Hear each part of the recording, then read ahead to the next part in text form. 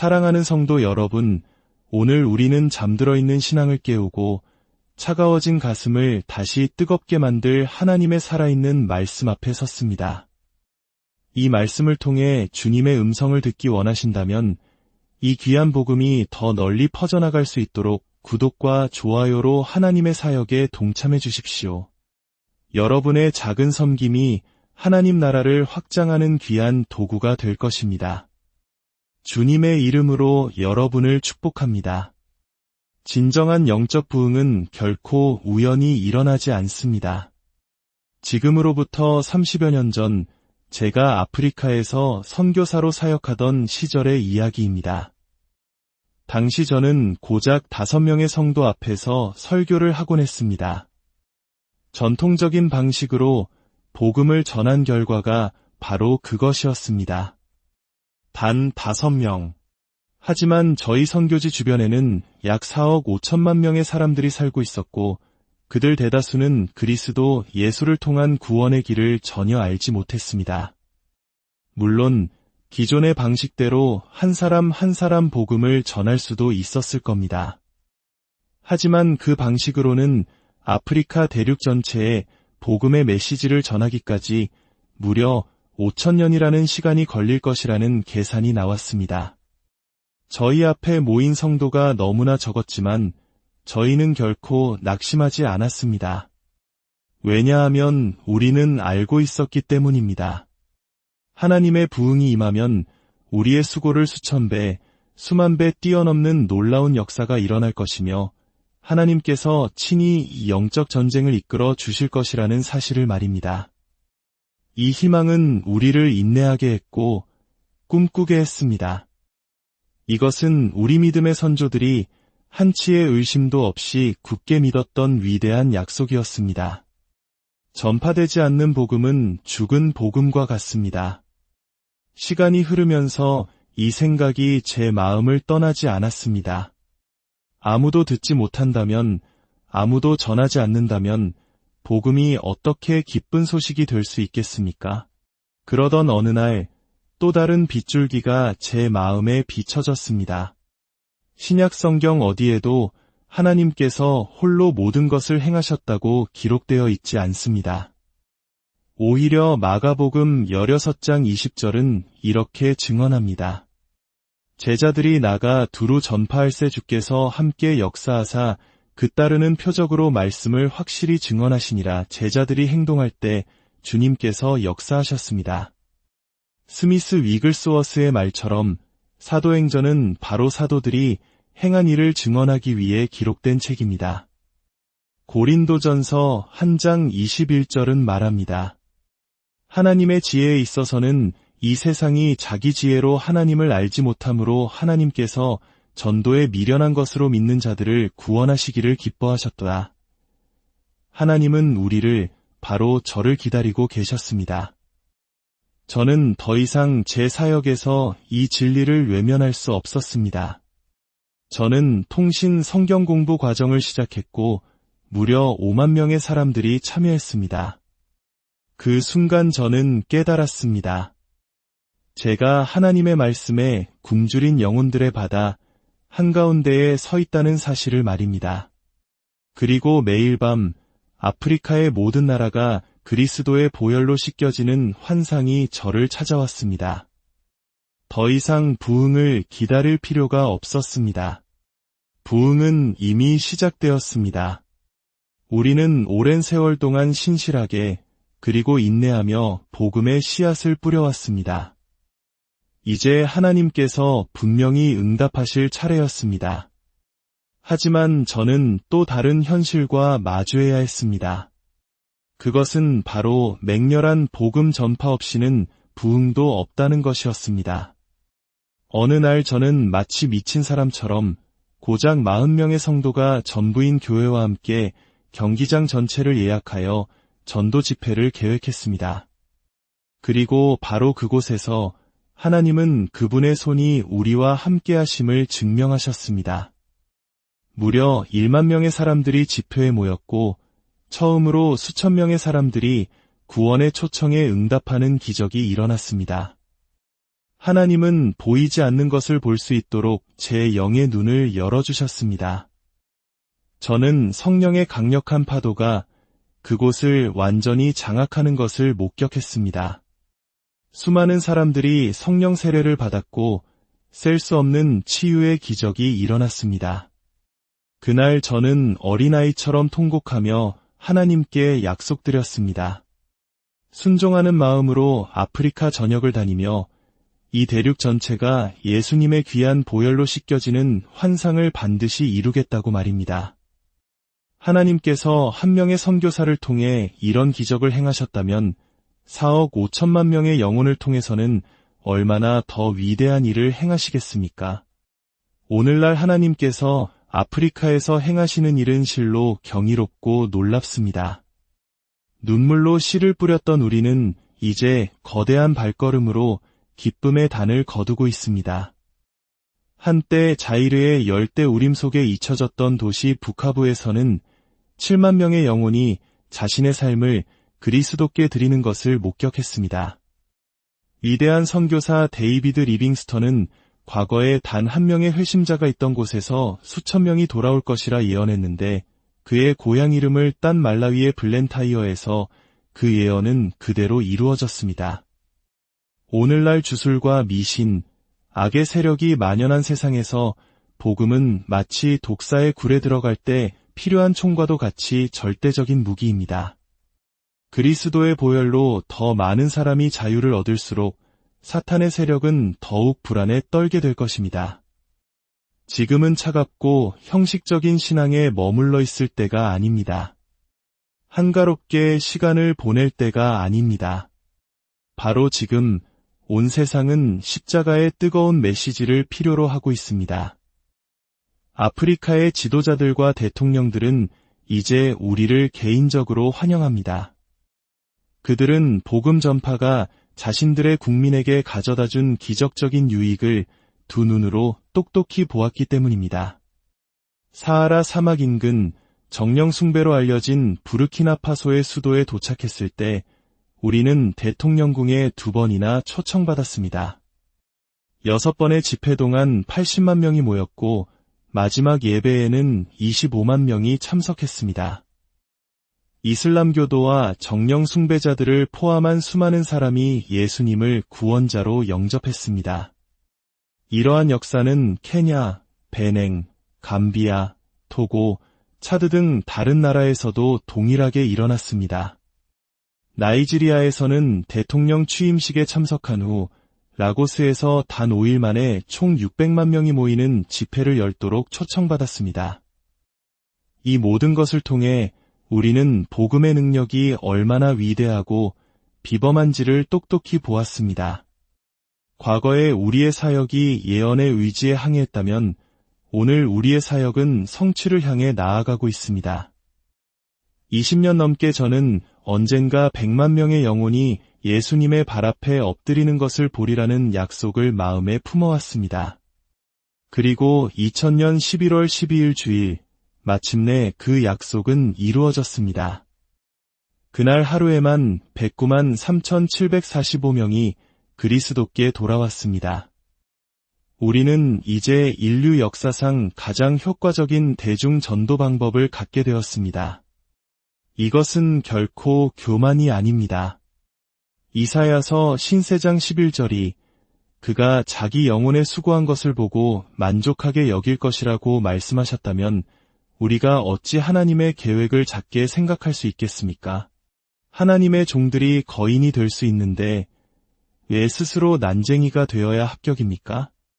하박국 2장 14절은 이는 물이 바다를 덮음 같이 여호와의 영광을 인정하는 것이 세상에 가득함이니라고 말씀합니다. 바다 밑에 물로 덮이지 않은 곳이 단 한 곳도 없듯이 하나님은 온 세상을 그분의 영광과 능력, 그리고 구원을 아는 지식으로 가득 채우기 원하십니다. 하나님은 단지 한 나라, 한 도시, 한 가정에만 이르기를 원치 않으십니다. 이사야 6장 3절에서 스랍들이 외쳤듯이 그의 영광이 온 땅에 충만하도다입니다. 그리스도께서 다시 오시기 전 이 마지막 때는 수많은 세월 동안 하나님의 기름 부음받은 종들이 흘렸던 눈물과 수고의 열매를 거두는 영광스러운 마무리가 되어야 합니다. 교회는 유람선이 아니라 구조선입니다. 이 구조선에는 선장부터 요리사에 이르기까지 모든 사람이 갑판 위에서 잃어버린 생명을 구해야 합니다. 잃어버린 자를 구하는 것을 목표로 삼지 않는 교회는 스스로 길을 잃은 교회입니다. 어떤 이들은 오늘날과 같은 다원주의 사회에서는 우리의 신앙을 내세울 수 없다고 변명합니다. 하지만 하나님께서 이런 시대를 예견하지 못하셨을까요? 사람들은 오늘날 교회를 향한 하나님의 메시지가 무엇이냐고 묻습니다. 하지만 하나님의 메시지는 언제나 동일했습니다. 참된 선지자라면 예수님께서 전하셨던 바로 그 필요를 외칠 것입니다. 너희는 온 천하에 다니며 만민에게 복음을 전파하라. 지금은 추수할 일꾼이 필요할 때입니다. 수많은 전도자들이 하나님께서 부르시지 않은 평신도의 직책에 머물러 있습니다. 지금은 그리스도의 몸된 교회가 담대하게 일어설 때입니다. 하나님의 가장 큰 관심은 영혼 구원이며 예수님께서는 승천하시면서 위대한 목표를 함께 이루도록 교회 안에 복음 전도의 사명을 세우셨습니다. 하나님께서는 당신에게 필요한 자원과 지혜를 주실 것입니다. 과거에 거액 또는 전혀 영향력이 없었던 방법들이 오늘날에도 효과가 있을 것이라고 기대해서는 안 됩니다. 우리는 더 창의적인 접근법을 시도해야 합니다. 복음 전도에는 단순한 지식이 아닌 살아있는 믿음과 실질적인 능력이 필요합니다. 어떤 교리들은 모든 것을 하나님께 맡기라고 말합니다. 또 어떤 이들은 부흥이 하나님의 방법이라고 주장하면서도 정작 복음을 전하는 일에는 실패합니다. 만약 이 모든 교리들이 틀렸다면 우리는 얼마나 큰 위험을 감수하고 있는 것입니까? 영혼들의 영원한 운명을 논란의 여지가 있는 성경 해석에 맡겨둘 수는 없습니다. 저는 사람들에게 인정받지만 열매 없는 방법보다 사람들에게는 멸시받을지라도 하나님께서 인정하시는 방법을 택하겠습니다. 저는 이 메시지를 통해 사람들의 인정을 받기 위해 쓰는 것이 아닙니다. 믿음의 발걸음을 내디딜 준비가 된 모든 이들과 하나님의 기름 부으심을 나누기 위해습니다. 이 메시지는 당신의 영적 온도를 높일 것입니다. 어쩌면 낡고 오래된 생각들은 불 속에 던져질 준비를 해야 할지도 모릅니다. 제 마음은 오직 하나의 열망으로 불타고 있습니다. 그것은 바로 지상대명령을 완수하는 것입니다. 저는 밤낮으로 하나님께 부르짖습니다. 우리 세대를 그리스도께 인도하는데 더욱 효과적인 일꾼이 되게 해달라고 말입니다. 이를 위한 유일한 해결책은 불의 복음 전도입니다. 저는 매일 새로운 남자와 여자, 성령의 능력에 기반한 복음 전도의 도전을 받아들일 사람들을 찾고 있습니다. 그러나 가장 좋은 것은 아직 오지 않았습니다. 머지않아 온 세상이 우리 하나님께 찬송의 찬가를 부르고 모든 혀가 예수 그리스도를 주라 시인하여 하나님 아버지께 영광을 돌릴 날이 올 것입니다. 이것은 하나님께서 우리에게 주신 거룩하고 위대한 특권입니다. 사도행전 10장에서 고넬료에게 나타났던 천사는 예수님의 이름을 언급하거나 구원에 대해 말할 수 없었습니다. 그 거룩한 특권은 오직 사람들에게만 허락되었기 때문입니다. 천사가 할 수 있었던 말은 단지 사람들을 욥바로 보내어 베드로라 하는 시몬을 청하라는 것뿐이었습니다. 하나님께서는 우리를 부르시고 그분의 계획을 이루기 위해 우리를 보내시기를 기뻐하십니다. 하나님께서는 마태, 마가, 누가, 요한이라는 4명의 복음 전도자를 사용하셔서 예수 그리스도의 이야기를 전하게 하셨습니다. 복음을 전하는 사람들은 세대마다 바뀌지만 메시지는 결코 변하지 않습니다. 이제는 우리가 땅끝까지 복음의 메시지를 전해야 할 때입니다.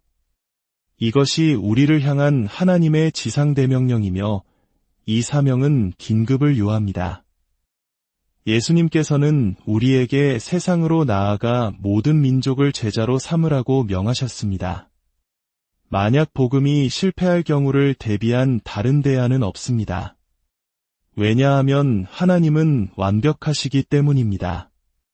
오늘날 인류 역사상 그 어느 때보다 더 많은 사람이 구원받고 치유받고 성령으로 세례를 받고 있습니다. 그 속도는 점점 더 빨라지고 있으며 이는 그리스도께서 곧 오실 것이라는 강력한 징표입니다. 우리는 결과도 모르는 전쟁에 뛰어드는 것이 아닙니다. 이 싸움은 이미 그리스도께서 갈보리 십자가에서 승리하신 싸움입니다. 부흥은 하나님께서 주시는 것이지만 우리가 불순종의 길에서 벗어나 복음 전도라는 우리의 핵심 목표에 집중하기 전까지는 하나님의 부흥을 경험할 수 없습니다. 모든 교회는 세상을 하나님께로 돌이키기 위해 일해야 합니다. 우리는 무엇을 기다리고 있습니까? 우리가 먼저 구출되어야 할 상황에 처하기 전에 세상으로 나아가 잃어버린 자들을 구원합시다. 세례 요한은 요단강의 차가운 물에서 세례를 주었지만 예수님은 액체와 같은 불의 강에서 세례를 주십니다. 하나님의 불은 젖은 장작에도 불을 붙일 수 있습니다. 할렐루야! 하나님께서는 모세의 떨기나무에 그러셨던 것처럼 어떤 사람이든 어떤 것이든 당신의 불로 태우실 수 있습니다. 제 기도는 주님, 저를 당신의 불로 소멸시켜 주십시오가 아닙니다. 저는 한 줌의 재가 되고 싶지 않습니다. 모세가 본 떨기나무의 놀라운 점은 불타고 있었지만 사라지지 않았다는 것입니다. 오늘날 너무나 많은 그리스도인들이 하나님의 불이 아닌 다른 불에 소멸되고 있습니다. 제가 하나님께 드리는 간구는 이것입니다. 주님, 제가 당신을 위해 계속 불타게 하소서. 하나님의 제단 위의 불은 결코 꺼져서는 안 됩니다. 불 없이는 복음도 없습니다. 신약 성경은 불로 시작합니다. 세례 요한은 타오르는 횃불이었으며 그는 그리스도를 불과 연결시켰습니다. 복음의 가장 상징적인 특징은 바로 불입니다. 불은 인자의 표징이기 때문입니다. 오직 예수님만이 불로 세례를 주십니다. 그분은 성령과 불로 너희에게 세례를 베푸실 것이요 손에 키를 들고 자기의 타자마당을 정하게 하사 알곡은 모아 곳간에 들이고 쭉정이는 꺼지지 않는 불에 태우시리라고 하셨습니다. 물과 불, 이 얼마나 대조적입니까? 요한은 차가운 요단강 물에서 세례를 주었지만 예수님은 뜨거운 불의 강에서 세례를 주십니다. 예수님은 방화범이십니다. 복음은 불을 붙여야 합니다. 하나님께서 우리에게 성령을 주시는 것은 단지 우리가 유창하게 설교하도록 돕기 위함이 아닙니다. 성령은 우리 마음에 불을 붙여 우리가 그 불을 나눌 수 있게 하십니다. 예수님께서는 제자들에게 위로부터 능력이 입혀질 때까지 아무것도 하지 말라고 명하셨습니다. 그리고 성경은 그 능력이 임했을 때 불의 혀처럼 갈라지는 것들이 각 사람 위에 임했다고 증언합니다. 예수님은 제자들을 둘씩 짝지어 보내셨습니다. 이것은 마치 삼손이 여우꼬리에 횃불을 묶어 둘씩 짝지어 적의 밭을 불태웠던 것을 떠올리게 합니다. 제자들 또한 복음의 불로 사탄의 영토를 불태우도록 보내심을 받았습니다. 그들은 하늘에서 불을 내렸던 새로운 엘리야들이었습니다. 하나님의 불이 우리 위에 임하지 않는 한 우리의 신앙생활과 교회 활동은 지루하고 판에 박힌 일상이 될 것입니다.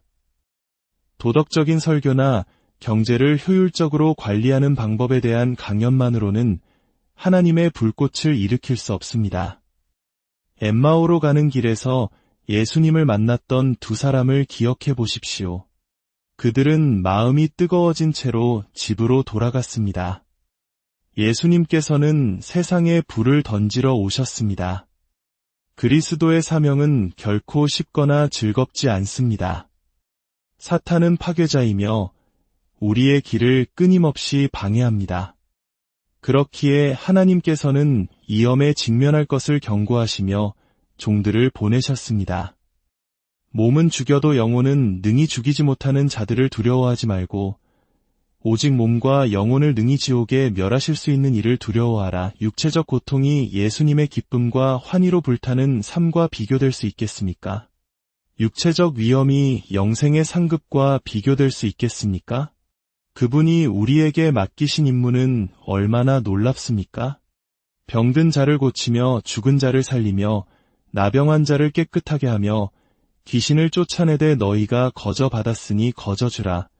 복음의 가장 상징적인 특징은 불입니다. 그 신성한 불이 바로 그리스도인의 믿음을 무한히 성장하게 만듭니다. 당신의 영적 온도계는 무엇을 가리키고 있습니까? 당신의 교회 제단은 차갑고 찬양은 열기가 없지 않습니까? 마찰을 통해서만 열을 내는 교리를 따르고 있진 않습니까? 믿음을 얼어붙게 만드는 모든 것은 오순절의 그리스도와 아무런 관련이 없습니다. 그분이 만지시는 모든 것에는 불이 붙습니다. 예수님은 얼음을 녹이십니다. 슬프게도 교회가 열정을 만들어내려는 일부 노력들은 영적으로 볼 때 마치 마른 나뭇가지 2개를 비벼 불을 피우려는 것과 같습니다. 하나님의 불은 특별합니다. 모세의 제단에서는 오직 하나님으로부터 온 불만 허용되었습니다. 나답과 아비후는 스스로 만든 다른 불을 들였다가 하나님의 불에 삼켜져 죽었습니다. 오늘날에도 다른 불들이 들여지고 있습니다. 불신앙의 신학, 세상적인 사고방식, 하늘의 영광스러운 온기가 전혀 없는 철학과 이론들이 그것입니다. 그것들은 논쟁만 일으킬 뿐 어떤 영적 온기도 만들어내지 못합니다. 사탄은 인간적인 생각의 차원에서 움직입니다. 그는 십자가의 비밀을 이해하지 못합니다. 그는 하나님의 생각을 파악할 수 없습니다. 그렇기 때문에 우리가 인간적인 힘에만 의지하여 계획하고 설교하고 전도한다면 우리는 사탄의 손쉬운 표적이 될 것입니다. 사탄을 이기는 유일한 방법은 성령 안에서 움직이며 있는 그대로의 복음을 전파하는 것입니다. 그때 비로소 사탄은 혼란에 빠지고 무력화됩니다. 이것이 우리가 전도 집회에서 끊임없이 목격하는 일입니다. 우리는 모든 집회를 온전히 성령께 맡기고 그 결과는 실로 경이롭습니다.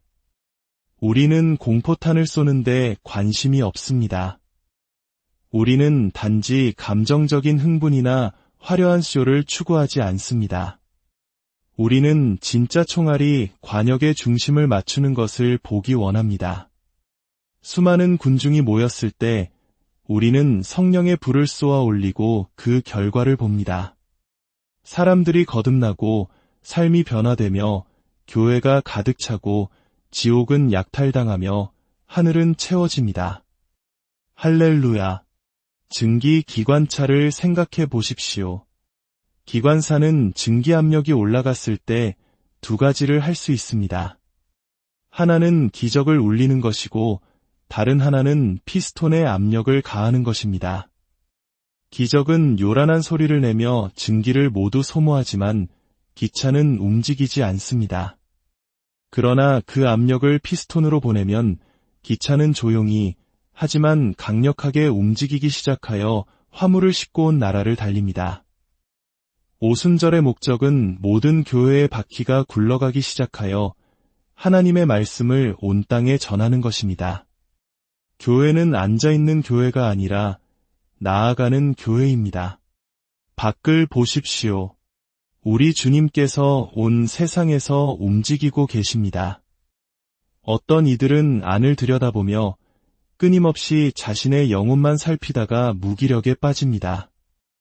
예수님께서 당신을 구원하셨고 당신의 삶에서 일하고 계십니다. 이제 걱정하지 말고 그분이 다른 사람들을 구원하는 일을 돕기 시작하십시오. 만약 성령께서 당신에게 임하셨다면 일어나 행동하십시오. 일하시는 분은 당신이나 제가 아니라 바로 성령님이십니다. 이 시대는 불의 시대입니다. 예수님께서 영광을 받으시고 하나님 우편에 앉으신 이유가 무엇입니까?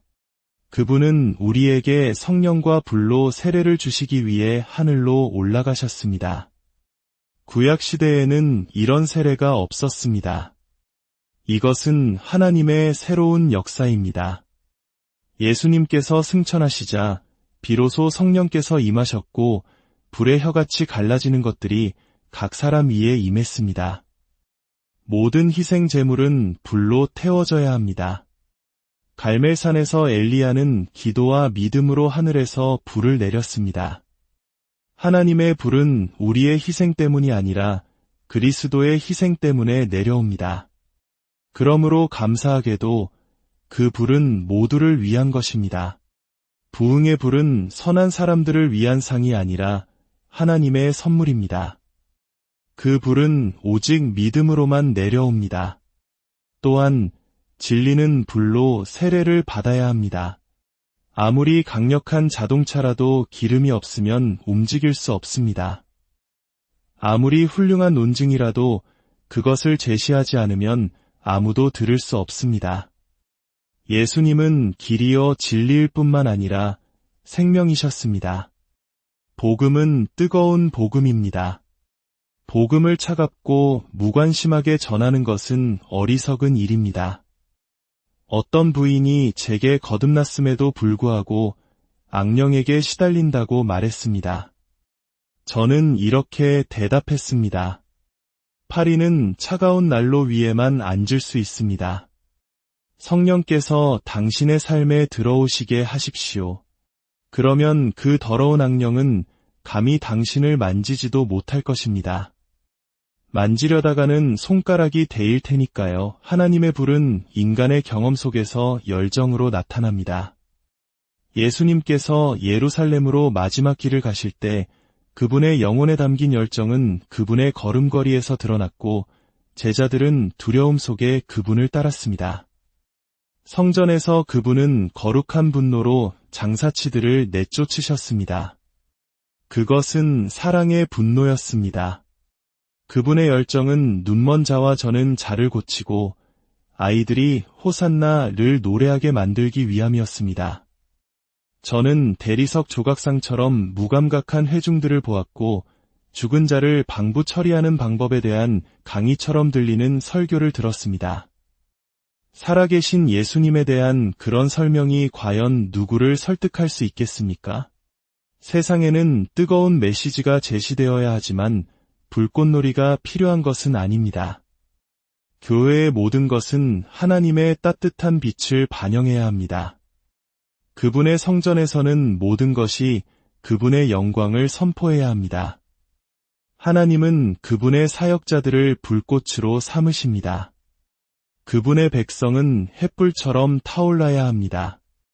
목회자뿐만 아니라 행정가, 지도자, 교사, 모든 성도가 어두운 거리의 햇불처럼 성령으로 불타올라야 합니다. 우리는 차가운 머리가 아닌 뜨거운 마음으로 보내심을 받았습니다. 어느 날 하나님께서 저를 부르셨습니다. 저는 아프리카 대륙이 그리스도의 보혈로 씻겨지는 꿈에 사로잡혀 있었습니다. 그러나 제가 속한 선교단체의 지도자들은 제 계획을 승인하지 않았습니다. 그들은 선한 사람들이었지만 비전이 부족했습니다. 저는 다른 선교사들이 만족하는 동안 홀로 고뇌하며 기도했습니다. 그러던 어느 날 저는 호텔방에 스스로를 가두고 하나님께 응답을 받을 때까지 기도하기로 결심했습니다. 저는 솔직하게 제 심정을 쏟아놓았습니다. 복음을 전하고 싶은 열망과 사람들에 의해 제지당하는 현실 사이에서 지쳐버렸다고 말입니다. 그때 하나님께서 분명하게 응답하셨습니다. 만일 내가 준 비전을 포기한다면 나는 그것을 받아들이고 내가 원하는 일을 할 다른 사람을 찾아야 할 것이다. 그날 이후 저는 뒤를 돌아보지 않았습니다. 비판에 귀를 기울이지 않고 하나님께서 저의 변호인이 되시게 했습니다. 하나님은 각 사람을 위한 특별한 계획을 가지고 계십니다. 우리 각자는 그분의 성전에서 특별하고 중요한 자리를 차지하고 있습니다. 한 사람 한 사람이 개별적으로 조각되었습니다. 새로운 비전은 그것을 가진 사람뿐만 아니라 그렇지 않은 사람들도 혼란스럽게 할 수 있습니다. 그러나 하나님께서 우리를 부르셨다는 가장 좋은 증거는 비판 앞에서 인내하는 것입니다. 사사시대에 드보라라는 여선지자가 있었습니다. 가나안 왕 야빈이 이스라엘을 억압했을 때 하나님은 드보라를 통해 이스라엘을 구원하셨습니다. 드보라는 모든 지파에게 연합하여 적과 맞서 싸우라고 요청했습니다. 어떤 지파는 왔고 어떤 지파는 오지 않았습니다. 이 고대의 이야기는 오늘날 교회의 모습을 비추는 거울과 같습니다. 단 지파는 상인들이었습니다. 드보라의 긴급한 요청을 받았을 때 그는 자신의 사업과 배를 걱정했습니다. 그는 돈을 조금 쥐어주며 말했습니다. 정말 돕고 싶지만 갈 수가 없군요. 마음으로 함께하겠습니다. 그는 자신의 이익이라는 배에 머물렀습니다. 오늘날 나는 누구입니까? 그는 하나님의 부르심을 듣지만 응답하지 않는 그리스도인입니다. 세상의 소리가 하나님의 음성보다 더 크게 들리는 사람입니다. 스불론과 납달리 지파는 달랐습니다.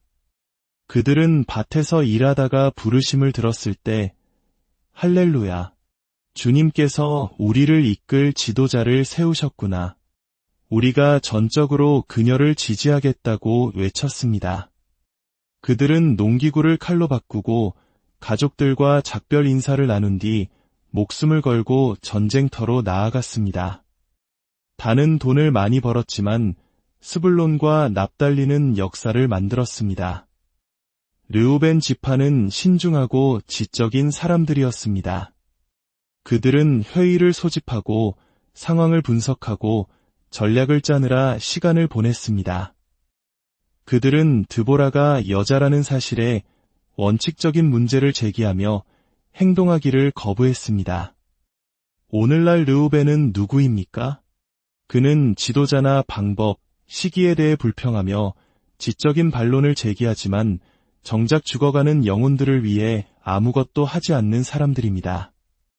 아셀 지파는 휴가 중이었습니다.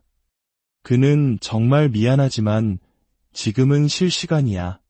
다른 사람들이 할 거야 라고 말했습니다. 오늘날 아셀은 누구입니까? 그는 항상 바쁘다는 핑계를 대고 자신의 편안함과 계획을 하나님의 일보다 우선시하는 사람들입니다. 다는 비참하게 죽었고 르우벤은 말하다가 쓰러졌으며 아셀은 운동 부족으로 병을 얻었습니다. 그러나 스불론과 납달리는 하나님의 나라를 위해 싸우다 영광스럽게 죽었고 생명의 면류관을 얻었습니다.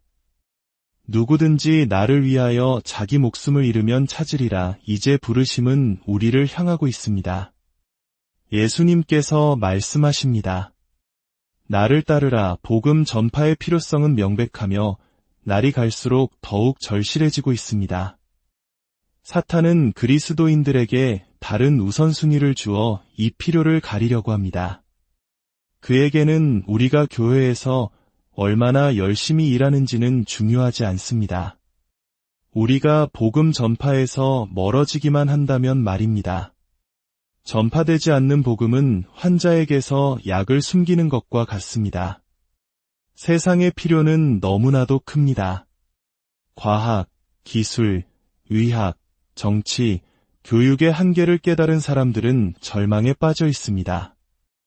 이 세상의 슬픔을 덜어줄 수 있는 것이 있다면 그것은 의심할 여지 없이 복음입니다. 복음은 유일하게 사용 가능한 힘입니다. 우리 몸이 때로 스스로 치유되지만 종종 약이 필요한 것처럼 영혼의 구원을 위해서는 복음의 신적인 능력이 절대적으로 필요합니다. 우리의 임무는 그 치료제를 세상에 내놓는 것입니다. 지금은 마지막 때입니다. 요한은 이미 1900년 전에 아이들아, 지금은 마지막 때라고 기록했습니다. 그때가 마지막 때였다면 지금은 더욱 그러하지 않겠습니까? 복음은 영원하지만 그것을 전파할 시간은 영원하지 않습니다. 우리는 오직 우리의 생애 동안 우리와 함께 사는 사람들에게 다가갈 수 있을 뿐입니다. 마지막 때에 하나님께서는 특별한 대비책을 마련하셨습니다. 그것은 바로 성령의 기름 부으심입니다. 그 후에 내가 내 영을 만민에게 부어주리니. 적그리스도의 영이 사회를 관통하는 이 시대에 하나님께서는 당신의 교회가 마지막 돌격을 위해 기름 부음 받게 하실 것입니다. 과거의 부흥은 오순절에 불이 온 교회 위에 내려올 그날에 비하면 아무것도 아닐 것입니다. 성경의 예언은 미리 쓰인 역사입니다. 승리는 이미 결정되었습니다. 요한계시록 12장 11절은 증언합니다. 또 우리 형제들이 어린 양의 피와 자기들이 증언하는 말씀으로써 그를 이겼으니 그들은 죽기까지 자기들의 생명을 아끼지 아니하였도다. 우리는 단 하나의 적, 사탄과 싸우고 있습니다. 그리고 우리는 성령의 기름 부으심으로 그에게 대항할 능력을 받았습니다. 우리는 우리 세대를 구원해야 합니다. 썩어 없어질 이 땅에서 필멸의 존재인 우리가 영원한 하나님의 나라를 세우는 불멸의 사역에 동참하는 것보다 더 위대한 일은 없습니다. 레위는 세관을 버렸고 어부들은 그물을 버리고 즉시 예수님을 따랐습니다. 그들은 자신의 시대를 초월하여 오늘날까지 기억되고 있습니다. 이제 부르심은 우리에게 있습니다. 예수님께서 말씀하십니다. 나를 따르라. 이 마지막 때에 여러분은 단이 되겠습니까? 아니면 스불론이 되겠습니까? 편안한 배에 머물겠습니까? 아니면 생명을 걸고 높은 곳에서 싸우겠습니까? 이 말씀을 듣는 모든 분들의 삶에 성령의 뜨거운 불이 임하여 세상을 향한 하나님의 증인으로 살아가는